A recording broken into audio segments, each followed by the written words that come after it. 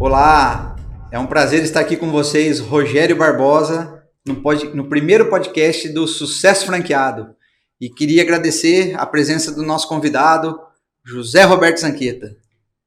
Que privilégio, o primeiro! É o primeiro. Meu pai, isso é um privilégio mesmo. Fico muito agradecido, Rogério. Muito obrigado. E estamos aqui para bater um papo, então. Que legal. Fico feliz, agradeço desde já. E gostaria de saber, Beto, conta pra gente um pouquinho da sua história. Quem é o José Roberto Zanqueta, o Beto Zanqueta? O filho, o pai, o marido, o empresário? Conta um pouquinho pra gente da sua história. Contar rápido, né? Bom, eu sou nascido num sítio aqui perto de Assis, a 15 quilômetros, chama Água da Pinguela. Famosa Água da Pinguela. E eu nasci lá, então meu pai herdou 6 alqueires de terra do meu avô e criou seus 6 filhos ali. Então eu tive uma infância que eu justifico que a parte mais feliz da minha vida, porque eu tive uma infância brilhante no sítio, aquela ingenuidade, aquela pureza de fé que hoje eu olho assim e falo, puxa vida, que coisa linda que eu vivi, né? Aquela fé pura, né? Então eu nasci no sítio, numa casa simples, sem forro, colchão de palha, e trabalho desde os 7 anos que eu ia com meu pai para a roça, ia tirar leite, ia tratar dos porcos, tratar das galinhas e tal. E tinha um grupo escolar lá e a gente ia pro meio do pasto. Então eu era uma criança do sítio mesmo, né? E aí eu vim para Assis, na realidade, para estudar. Porque na época eu tinha 57 primos. Nossa, essa família é enorme. Dos dois lados. Que delícia, né? Dos dois lados. E da mãe e do pai. E todos estão na Pinguela. Da família da minha mãe da Pinguela de cima e do meu pai da Pinguela de baixo. E a briga do futebol aí era Palmeiras e Corinthians. O eterno, né? O eterno. Cada briga o bonita. Eterno problema. E aí a gente... Então, teve aquela infância ali e tal, e eu não sei o que eu sempre falo assim, que eu acho que... não sei como que a gente... Eu falo que é o Espírito Santo que... Conduziu. Vou pegar esse caboclo aqui, vou empurrar ele. Vamos conduzir ele. Fui para Assis estudar, vim na casa da avó para fazer admissão na época, depois do ginásio, depois do colégio. E quando eu terminei o colégio, meu pai falou assim, eu falei pro meu pai, e eu tinha um primo mais velho que eu, que tinha ido fazer cursinho em São Paulo e tinha ido estudar. E uma prima que já morava em São Paulo, só dos primos que estudavam. E o resto tudo trabalhando na roça. O resto seguindo a família. Eu falei assim, puxa, e com o incentivo do pai, né? A hora que eu falei que eu ia estudar, ele falou assim, o quê? Agora que você ficou bom para trabalhar, você vai querer estudar. Agora que você aprendeu tudo, que tá forjado, né? Agora você vai querer sair de fininho. E foi a primeira vez que eu vi meu pai chorar, nessa rodoviária velha de Assis, que era aí no Mercadão. Foi me levar para ir embora para São Paulo. Não tinha nem passear em São Paulo. Não sabia. A malinha de cearense nas costas. Cidade mais longe você tinha ido? A única coisa que eu tinha era um endereço. O endereço que tinha morado meu primo lá na Dona Alzira, uma pensão lá. E levei num papelzinho, dei pro taxista lá naquela rodoviária antiga lá na Estação da Luz de São Paulo. E o cara me levou lá na Dona Alzira. Felizmente tinha uma vaga, porque se não tivesse vaga, eu não sabia nem para onde eu ia. Mas você vê como é que é a vida, Rogério, daquela época e de hoje. Eu falei, puxa, eu fiz uma conta que eu precisava de 600 cruzeiros na época para ir para São Paulo, para passar um mês. Eu tinha que definir minha vida em um mês. Se eu acabasse o dinheiro, eu tinha que vir embora. Aí eu lembro que eu pedi para o meu avô, Adolfo Zanqueta, falei, vô, você não tem um dinheiro para me emprestar, não? Ele falou, tem. Aí ele me arrumou R$200. Fui no meu tio Nelson, ele tinha mais R$200 e meu pai deu mais R$200. Deram R$600. Juntou o dinheiro. Juntou e fui embora. E falei, agora... Dinheiro de um mês. Falei, nesse mês eu tenho que me virar. Eu cheguei lá, cara, na semana seguinte eu estava trabalhando. Olha que benção. Numa coisa que eu nem sabia que existia. E eu fui trabalhar na Fontoura Medicamentos. Nossa, o Biotônico Fontoura? Biotônico Fontoura, eu vendia de caminhão esse negócio aí. Que legal.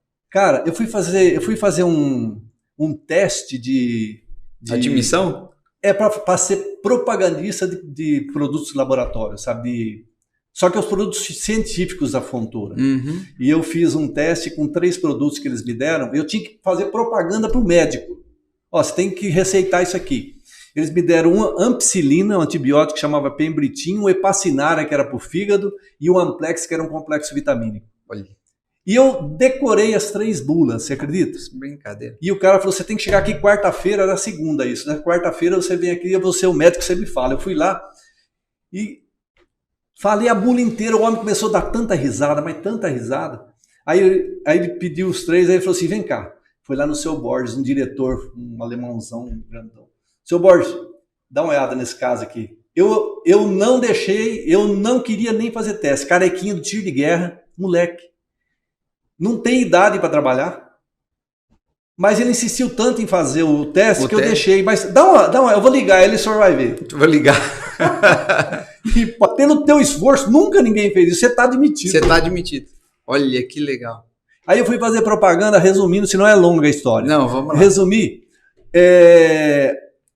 No meio do ano, faleci, eu fui para o ABC fazer propaganda. Eu ia com 2 maletas, Ribeirão Pires, Rio Grande da Serra, Mauá, São Caetano, São Bernardo, Santo André. E viajava daquele jeito naquela época, jeito, né? Aqueles buzum lá, tá? Chegou no meio do ano, morreu, aposentou o Magu, um cara que tinha um senhor que vendia no ABC. E eu falei, eu quero vender dava comissão. Quero o lugar dele. Quero o lugar dele. Não, mas tá bom, vai, me der. Vou resumir. No final do ano, eu era o primeiro lugar de vendas do estado de São Paulo e 3º lugar Brasil. Brincadeira. Rapaz, um moleque que carreira de sucesso na Fontoura. Não sabia nem conversar. Aí eu fiquei mais... Um capial da Pinhela. Aí daí a pouco eles falaram assim, você vai ficar aqui? E eu falei, não, eu vim aqui para estudar, eu não vou ser vendedor. Nada. Minha meta não é essa. Aí eu tentei sair de lá no meio do outro ano, não deixaram. Aí me deram cargo de supervisão. Aí no outro ano eu falei, agora eu vou sair não, porque senão eu... Mas se eu tivesse lá, é lógico, é a história que você vai ser diretor. É isso. Não tem nem dúvida. Exatamente. E talvez teria sido uma carreira de sucesso vitoriosa também, brilhante. Sem dúvida. Deixa eu te fazer uma pergunta. E aí, nessa época, você já tinha ideia de fazer a engenharia? Sim, eu fui para fazer engenharia. Você foi para isso? Eu tinha meus 2 primos... E como você conciliava tudo isso? Os 2 primos mais velhos, os 2 fizeram medicina. E eu gostaria de fazer medicina, porque eu tenho uma habilidade de mexer com as coisas, eu já tinha até a minha especialidade, que era cirurgião. E aí, nem pensar em fazer medicina, porque não tinha como pagar. Sim, financeiramente era impossível. Eu falei, eu vou para engenharia. Nessa época não tinha engenharia aqui. Então eu falei, eu vou para São Paulo. Né? E aí eu fui para engenharia. Fui para engenharia, não tinha engenharia de noite. Então o que eu fiz primeiro? Eu fiz primeiro tecnologia em obras hidráulicas da Unesp.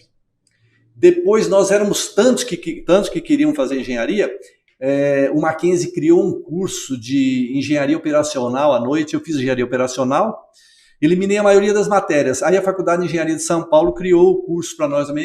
Aí eu fiz engenharia civil.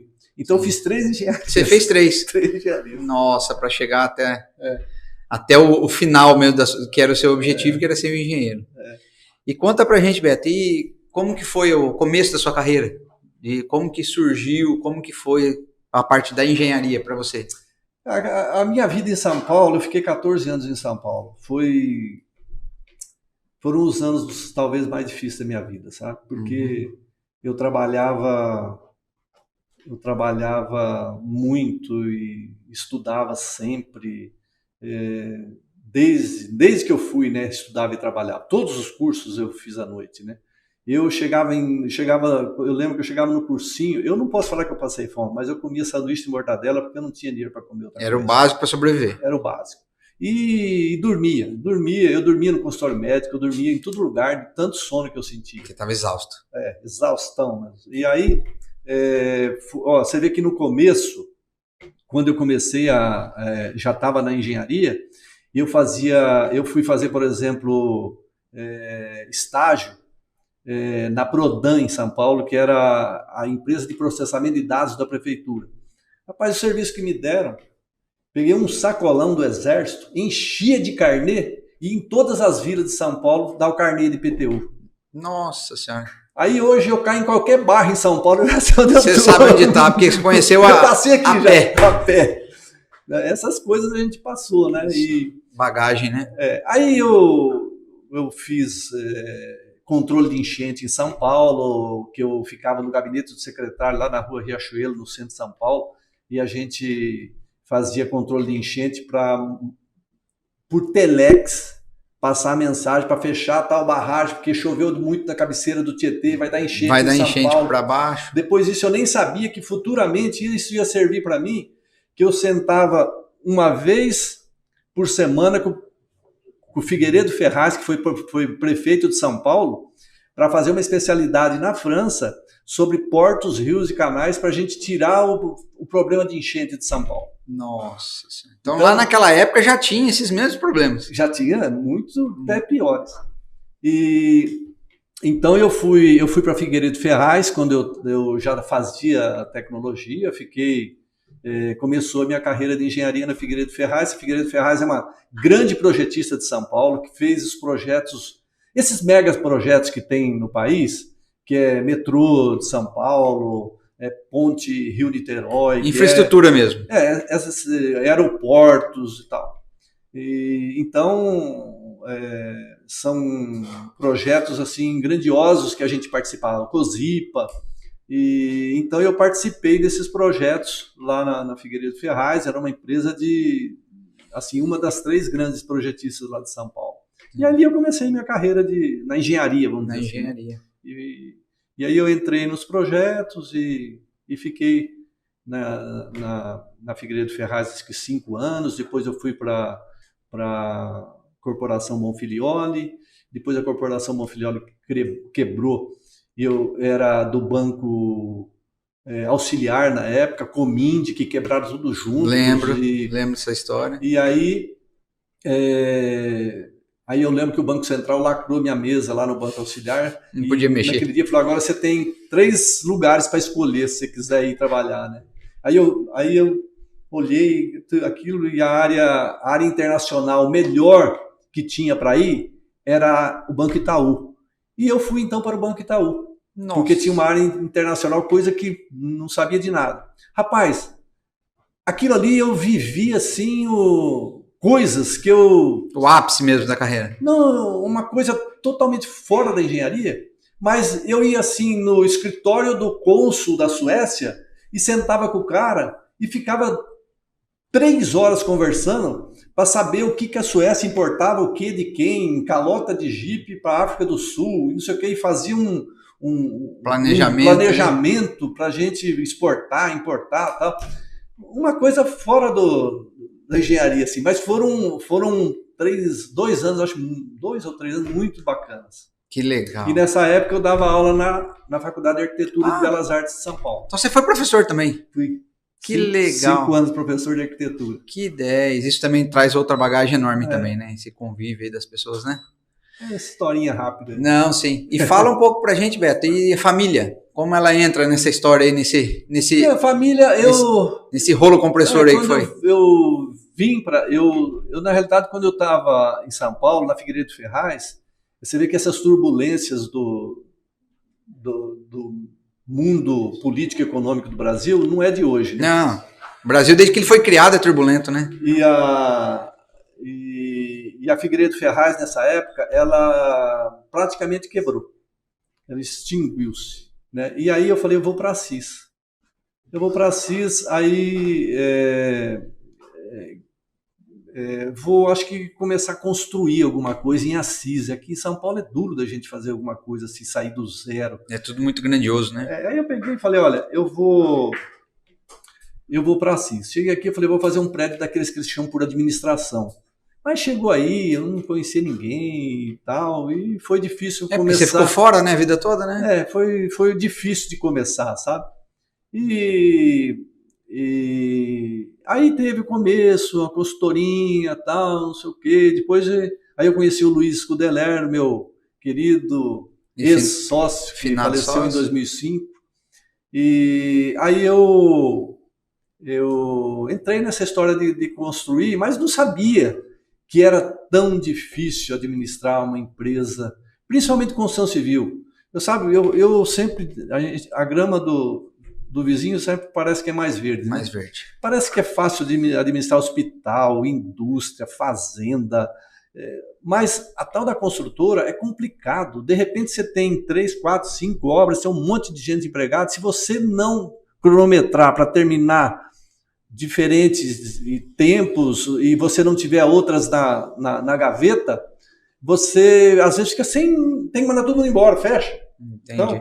Então, eu acho que por isso que a atividade da construção é uma atividade que muitas, você vê que quem assiste, todas que tinham... praticamente se extinguiram, né? Extinguiram. Bom, mas voltando à pergunta então, lá, desculpa, da família. Família, eu cheguei aqui, então, acho que a primeira que eu comecei a namorar foi a Rosana, que eu encontrei com ela na casa do meu tio e tal, e começou o namoro. Acho que nós namoramos 3 anos, parece. E aí a gente casou e tal, e eu tenho 2 filhas, né, a Giovana e a Gabriela, que agora estão... eu casei tarde, acho que por causa da minha vida aí também, tudo essa tribulação. Você ficou muito tempo fora, né? Não dava nem tempo, né? E aí a gente acabou casando tarde, depois... aí a gente queria um tempo para ter filho, para viver um pouco mais, tal. Eu também nessa época parece que você vai viver para sempre, né? Sim. Quando a gente é novo, o futuro está muito longe, né? Hoje, se fosse hoje, eu voltaria um pouco, assim, não, vou ter filho mais novo, né?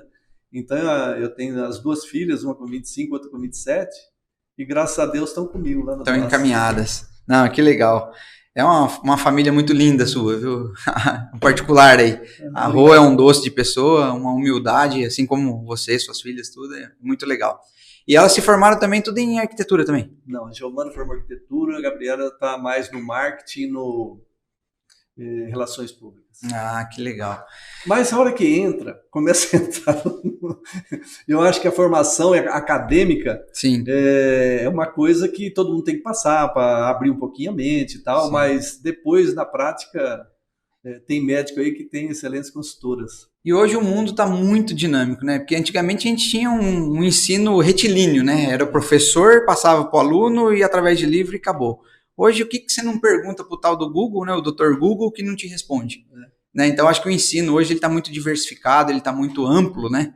E não tem informação que você não busca hoje, né? Então, por mais que você seja formado em determinada área, as outras áreas que te despertam curiosidade, você busca facilmente o acesso à informação, né? Então, acho que o mundo está muito mais fácil do que era, né? Só que eu sempre falo para minhas meninas, o mundo tá assim fácil, mas é muito teórico, muito acadêmico, a experiência você não aprende lendo, não, sabe? Sim. Então, você achar que você tem experiência, você não tem. Se você não viver, você não tem experiência, né? Então, é igual você chegar no restaurante, ler o cardápio e achar que vai matar a fome com a leitura. Sim. E não sabe nem o que acontece na cozinha. Não sabe o processo para aquela comida chegar pronta até você, né? Mas, Beto, vamos falar um pouquinho da Aduaço agora. Vixe. Como que foi aí o início da Aduaço e como que chegou lá? Como que chegou nessa empresa de sucesso? Hoje está uma empresa de Assis, é a maior, né, na nossa região, uma das maiores aí, que se posiciona muito bem, com tantos empreendimentos, que atinge outras regiões. Enfim, esse sucesso que chegou a Aduaço, como que foi? É lógico que eu acho que qualquer empresário que fala que planejou isso é mentira, né? É lógico que as coisas vão acontecendo e se você vai com a mente focada e sempre com fé, com Deus na frente, você vai fazendo as coisas os insights que vão acontecendo. Então, aconteceu naturalmente, né? Você vai... É lógico que sempre você tem que correr atrás, sempre, sabe? Eu tenho uma passagem, por exemplo, que compensa até falar. Vamos lá, fica à vontade. Nós vivíamos até o ano 2000 com obras aqui em Assis, fazia o que aparecia, muro caído, qualquer coisa que tivesse, qualquer concorrência pequena que fosse, a gente estava aqui nessas cidades em volta aqui, pequenas, e Assis principalmente.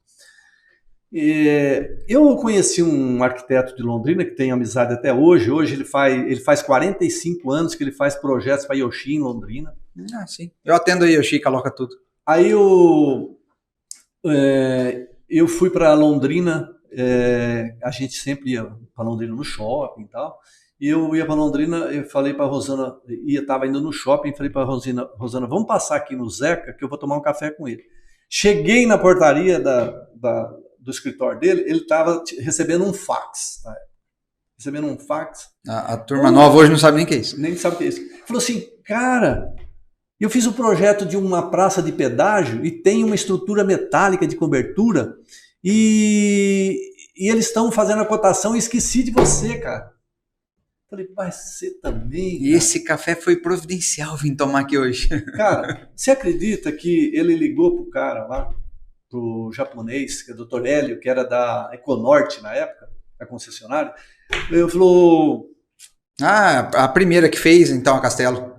Não, foi essa aqui, indo para Londrina. Ah, da Econorte aqui. Essa daqui, e tinha mais, eram 3 praças de pedágio.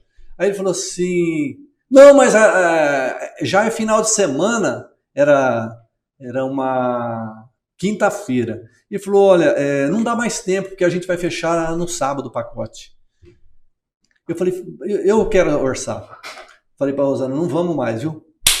Para Assis, eu orçava, eu cotava, eu fazia tudo. Sim, era faz tudo. Cabecear.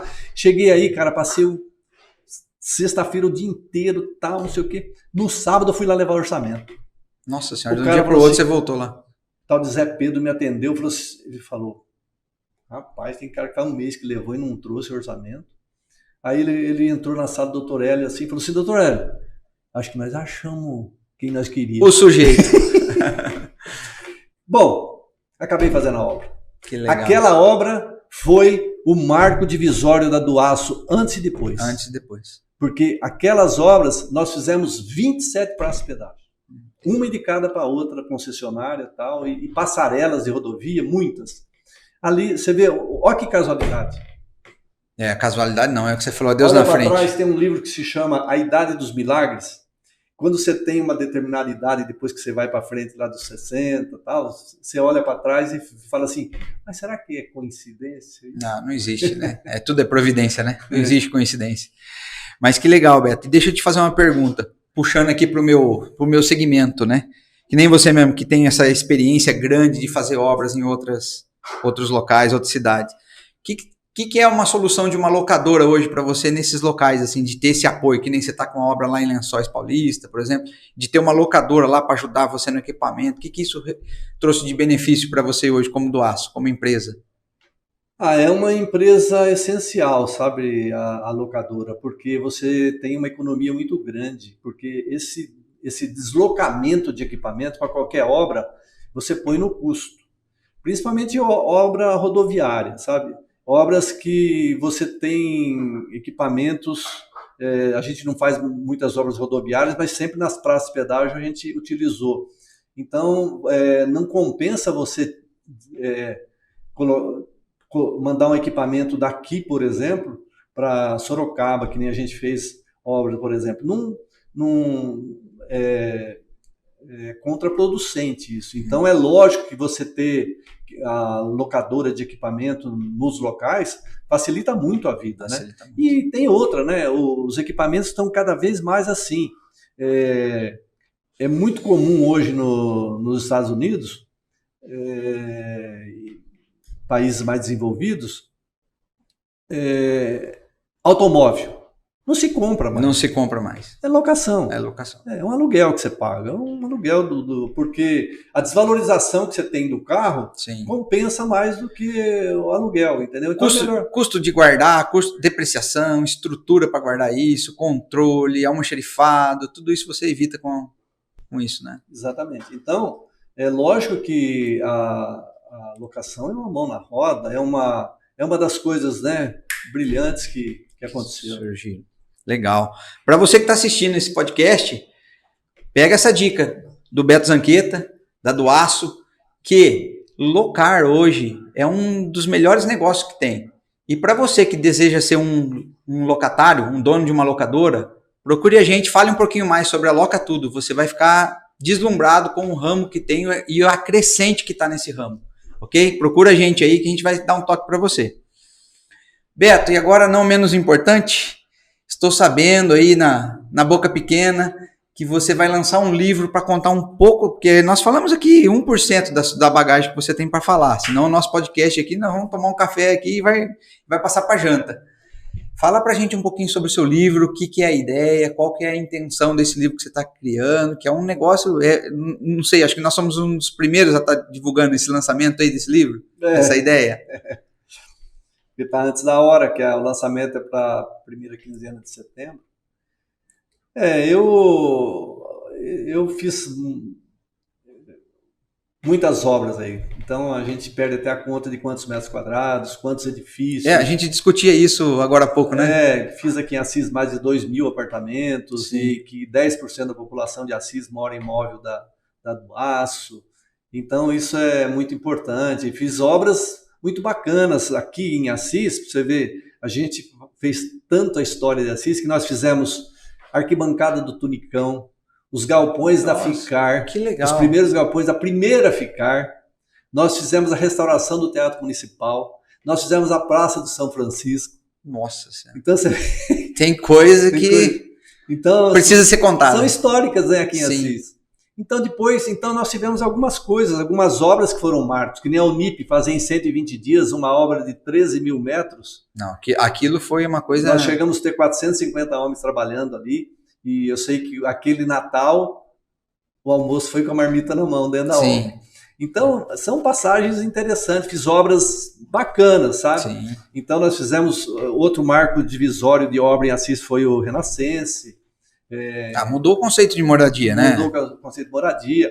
E, não menos importante, hoje nós estamos com um empreendimento que é o Atacama, que ele é um marco divisório também, sabe? Porque o que nós estamos, a tecnologia embarcada nesse empreendimento aí, tem até quadra de beach tênis, quem puder ir ver o apartamento decorado lá em frente ao cartório, ali do lado da catedral, no nosso escritório de vendas, bacana de ver, nem que não seja para comprar. Vai lá para você ver que primor que ficou o apartamento decorado do Atacama. E nós lançamos agora, 15 dias atrás, estamos vendendo o Atacama, que é uma obra magnífica. Que foi o lançamento oficial, foi agora. Foi.